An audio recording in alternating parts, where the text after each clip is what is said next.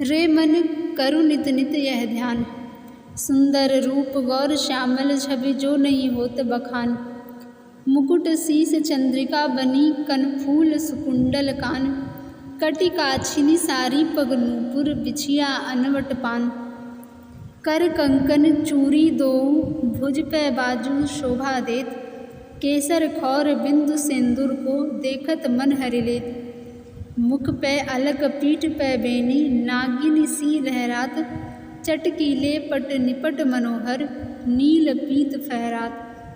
मधुर मधुर अधरन वंशी धुनि तैसी ही मुस्कानी, दो नैनन रस भीनी चितवनी परम दया की खानी।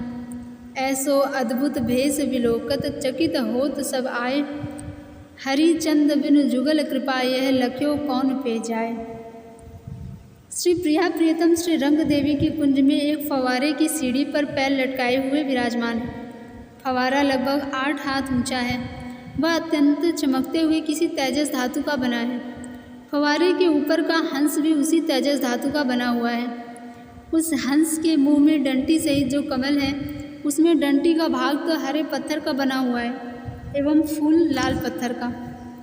हंस के फैले हुए पंख में महीन छिद्र हैं, जिससे जल निकल निकल कर कुंड में गिर रहे हैं। उस हंस को देखकर यही प्रतीत हो रहा है मानो सचमुच ही सजीव हंस डंटी सहित कमल मुंह में लेकर फव्वारे पर बैठकर स्नान कर रहा हो। फव्वारे के चारों ओर निर्मल जल का एक कुंड है। कुंड गोलाकार है तथा फव्वारे से लेकर सब और अंतिम छोर तक की दूरी 8-8 गज है। कुंड का छोर चारों ओर से उजले रंग के अत्यंत चमकते हुए संगमरमर पत्थर से बना हुआ है। पत्थर इतना चमकदार है कि खड़े होते ही उस पर दर्पण की भांति प्रतिबिंब पड़ने लगता है। कुंड की चारों दिशाओं में जल में उतरने के लिए सीढ़ियां बनी हुई हैं। जल गिरने के कारण केवल 3 सीढ़ियां जल के ऊपर हैं, शेष जल के भीतर हैं। कुंड के दक्षिणी ओर जो सीढ़ियां हैं, वहीं श्री प्रिया प्रीतम कुंड की पहली सीढ़ी पर पैर लटकाए उत्तर की ओर मुख किए विराजमान हैं। उस सुंदर कुंड का जल अत्यंत निर्मल है। सूर्य की रश्मियों में वह चमचम कर रहा है।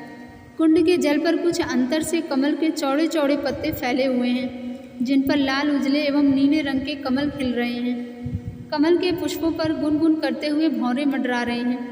कुंड के चारों ओर पीले रंग के चमकते हुए पत्थर से बनी हुई गोलाकार 5 हाथ चौड़ी गज है। गज के फिर चारों ओर 10 हाथ हरी दूब से पटी हुई भूमि है, जिसे देखकर ऐसा प्रतीत होता है मानो हरे रंग का मखमल बिछा दिया गया हो।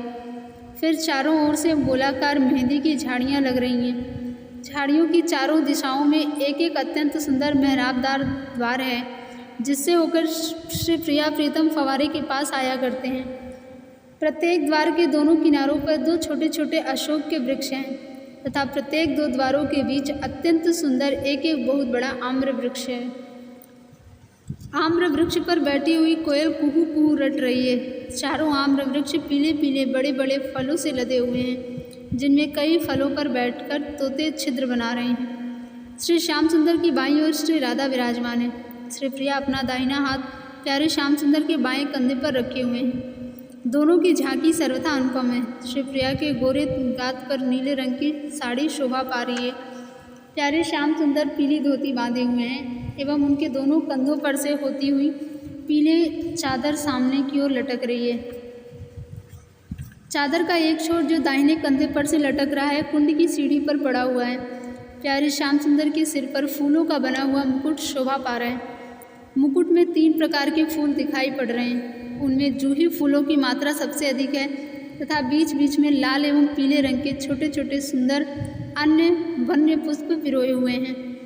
मुकुट के बीच में अत्यंत सुंदर ढंग से छोटा सा मयूर पिच खोसा हुआ है। श्री प्रिया के सिर पर भी फूलों की बनी हुई अत्यंत सुंदर चंद्रिका है। चंद्रिका में जूही की लड़ियां अर्धचंद्राकार रूप में लटका दी गई हैं, जो श्री प्रिया के लीलार पर झूल रही हैं। श्री श्याम सुंदर के लीलार पर केसर की खौर लगी हुई है एवं श्री प्रिया के लीलार पर गोल सिंदूर बिंदु शोभा पा रहा है। श्याम सुंदर के दोनों कपोलों पर अलकावली की 2 लटें झूल रही हैं तथा श्री प्रिया की चंद्रिका के कुछ नीचे संवारी हुई केश राशि किंचित दिख रही है। श्री प्रिया की मांग सिर के मध्य भाग की दोनों ओर केश राशि लीलार के पास कुछ झुकाकर संवारी गई हैं। इसीलिए चंद्रिका एवं मुकुट के नीचे भी संवारे हुए केश दिख रहे हैं। श्याम सुंदर के दोनों कानों के नीचे के छिद्र में चंपा के फूल खोसे हुए हैं तथा उन्हीं से सटाकर मल्लिका पुष्पों से निर्मित अत्यंत सुंदर मकराकृत कुंडल सुंदर ढंग से सजा दिए गए हैं। श्री प्रिया के कान में मल्लिका पुष्पों का बना हुआ कर्णफूल शोभा पा रहा है। श्री श्याम सुंदर के अत्यंत सुंदर नेत्र कोयों में किंचित तिरछे हुए शोभा पा रहे हैं। उन नेत्रों से असीम अनंत प्रेम, असीम अनंत करुणा, असीम अनंत आनंद का प्रवाह प्रवाहित हो रहा है। श्री प्रिया की आंखों से भी प्रेम का झरना झर रहा है। यद्यपि श्री प्रिया की दृष्टि फव्वारे के कुंड में तैरती हुई हंसिनी की ओर है, पर वे क्षण क्षण में प्यारे श्याम सुंदर के मुखारविंद की ओर देख लेती हैं। प्रायः प्रियतम श्याम सुंदर से दृष्टि मिल जाती है और प्रिया के मुखारविंद पर बार बार लज्जा की छाया उभर आती है। उस समय वे उस लज्जा को छिपाने के लिए अपने मुखारविंद को हिलाकर पश्चिम की ओर एक क्षण के लिए घुमा सी लेती हैं, पर दूसरे ही क्षण श्री श्याम सुंदर की शोभा निहारने की ललक अनंत गुना बढ़ जाती है और ग्रीवा बरबस उस ओर मुड़ जाती है। श्री श्याम सुंदर के हल्के नीले रंग के तथा श्री प्रिया के दपदप करते हुए स्वर्ण रंग के सुंदर कपोलों पर एक ऐसी मधुर अरुणिमा दिख पड़ती है मानो किसी अनिर्वचनीय सुंदर जाति के पाटल पुष्प कपोलों के अंतराल में अभी अभी विकसित हुए हैं एवं उसी की अरुणिमा वहाँ चमचम कर रही है। श्री श्याम सुंदर के तांबूल रंजित अधरों पर वंशी सुशोभित हो रही है एवं श्री प्रिया के मुखारविंद पर मंद मंद मुस्कान। श्री प्रिया मानो मुस्कुरा मुस्कुरा कर वंशी से संकेत कर रही हैं, वंशी के प्यारे प्रियतम श्याम सुंदर के होठों पर बैठी हुई तू मुझे बहुत नचा चुकी है। अब सुन, प्यारे श्याम सुंदर के सहित तो बंदी बना ली गई है। देख, एक बार मेरे हृदय के अंतराल में देख, अब चारों ओर के कपाट बंद हैं। तू अभी मेरी इच्छा से बाहर आई है। इच्छा करते ही मैं आंख बंद कर लूँगी और फिर तुझे मेरे हृदय में ही आ जाना पड़ेगा। श्री श्याम सुंदर की ग्रीवा की दोनों ओर तथा पीठ पर अलकावली के गुच्छे लटक रहे हैं। श्री प्रिया की नीली साड़ी के अंतराल में वेड़ी लहरा रही है। रह रहकर श्री प्रिया का अंतर हृदय प्रेम से तरंगित होने लगता है, जिससे सिर का अंचल खिसककर पीठ पर आ जाता है। उस समय वेड़ी के ऊपर का भाग किंचित हिलता हुआ स्पष्ट दिखने लग जाता है। रानी के पीछे चित्रा श्याम सुंदर के गले में जूही पुष्पों का बना हुआ मोटा गजरा लटक रहा है। गजरे के बीच बीच में हरी हरी तुलसी की पत्तियां पिरोई हुई हैं। श्री प्रिया के गले में भी जूही पुष्पों का ही गजरा है। श्री श्याम सुंदर का वह गजरा तो पूर्णतः सीधा घुटनों तक लटक रहा है, पर श्री प्रिया का गजरा किंचित तिरछा होकर श्याम सुंदर की जांघ के पास उनकी ओर मुड़ा हुआ लटक रहा है। श्याम सुंदर की दोनों कलाइयों में अत्यंत सुगंधित छोटे छोटे पीले रंग के पुष्पों के ही बने हुए सुंदर कंकड़ शोभा पा रहे हैं। श्री प्रिया की कलाई में आगे पीछे फूलों के बने हुए दो आभूषण हैं। उन दोनों आभूषणों के बीच में किसी तेजस धातु की नीले रंग की सुंदर चूड़ियाँ हैं, जिनमें पुष्पों की लड़ियाँ इस प्रकार पिरो दी गई हैं कि चूड़ियों का नीला रंग बीच बीच में दिखता तो है, पर ऐसा प्रतीत होता है कि पीले रंग के फूलों में नीले रंग के फूल पिरोकर ही चूड़ियाँ बनाई गई हैं। प्रिया प्रियतम की केहुनी के पास बाह के भाग में फूलों के ही बने हुए अत्यंत विचित्र आभूषण शोभा पा रहे हैं। श्याम सुंदर की कटी में धोती की फेंट कसी हुई है तथा प्रिया की नीली साड़ी का अंचल कंधे पर से झूलता हुआ कटी के पास लटक रहा है। श्री प्रिया उसे कटी में अटका देने के उद्देश्य से कटी के पास बार बार दबा देती हैं, पर वह रह रहकर हिल जाता है तथा वहाँ से अंचल के छोर के हटते ही सिर पर से भी खिसक जाता है। चित्रा उसे फिर संभालती हैं, पर वह फिर खिसक जाता है। ऐसा होने पर श्याम सुंदर वंशी को होठों से हटाकर निर्मल विशुद्ध हंसी हंस देते हैं। चित्रा भी हंस देती हैं। तब श्री प्रिया सरल बालिका की भांति निर्मलतम मधुरतम स्वर में कई बार पूछ उठती हैं, री हंसती क्यों है? श्याम सुंदर के पग का नूपुर भी चारों ओर से पीले रंग के फूलों से इस प्रकार सजा दिया गया है मानो फूलों के ही नूपुरों। श्री प्रिया की बिछिया भी वैसे ही फूलों से सजी हुई है। इसके अतिरिक्त एड़ी एवं एड़ी के ऊपर गांठ के पास फूलों की लड़ियों के कुछ ऐसे विचित्र आभूषण बना दिए गए हैं कि उस कलात्मकता की उपमा सर्वथा असंभव है। श्री प्रिया प्रियतम के पीछे कुछ मंजरियाँ अत्यंत सुंदर आमों को छीलकर उसके खंड एक बड़ी परात में रख रही हैं तथा कुछ मंजरियाँ उन स्वर्णाभ खंडों को स्वर्ण पात्रों में सजाती जा रही हैं। श्री प्रिया प्रियतम के सामने कुंड की सीढ़ियों पर ललिता एवं विशाखा कुंड की तीसरी सीढ़ी पर पैर टेके हुए बैठी हैं। ललिता विशाखा की दृष्टि इन दोनों की ओर है, इसीलिए वे आधी लेटी हुई अवस्था में बैठी हैं। रंग देवी सबसे नीचे वाली सीढ़ी पर बैठी हुई हैं तथा बाएं हाथ की केहूनी ललिता के जंघों पर टिकाए हुए एवं उसी हाथ की हथेली पर अपने बाएं कपोलों को टेके हुए श्री प्रिया प्रीतम की शोभा निहार रही हैं। श्याम सुंदर रह रहकर बंसी में कुछ छड़ों के लिए फूंक भर देते हैं तथा उतने ही छड़ के लिए एक सुरीली तान समस्त कुंज को निनादित कर देती है।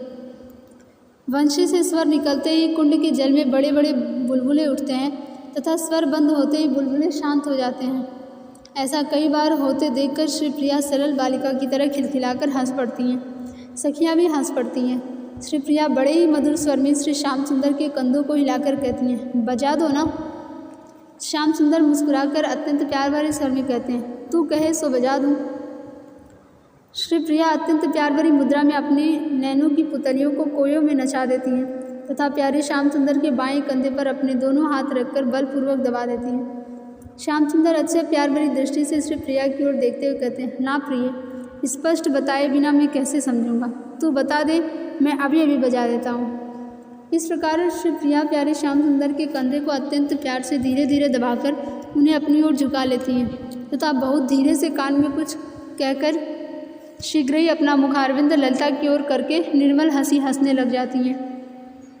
श्याम सुंदर कहते हैं, ठीक है, पर प्रिय इतनी छूट दे दो कि मैं जो गीत चाहूँ वही गाऊँ। श्री प्रिया पहले तो कुछ सकुचा जाती हैं, पर फिर कुछ सावधान सी होकर लज्जा मिश्रित स्वर में कहती हैं, अच्छी बात है, यही सही।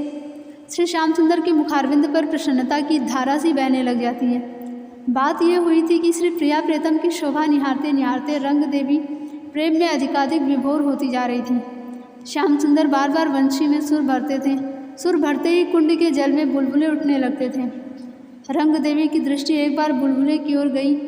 रंग देवी ने सोचा, ओह, कुंज का अड़ू अड़ू प्यारे श्याम सुंदर के अनुराग में नाच रहा है।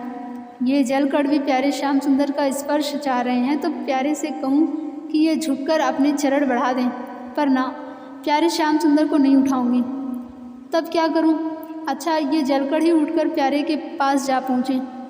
रंग देवी यह सोचती जा रही थी कि तथा अधिकाधिक प्रेम में विभोर होती जा रही थी। सखियों का हृदय श्री प्रिया के हृदय से सर्वथा जुड़ा होता है, इसीलिए श्री प्रिया के हृदय में रंग देवी की भावना प्रतिबिंबित हो गई।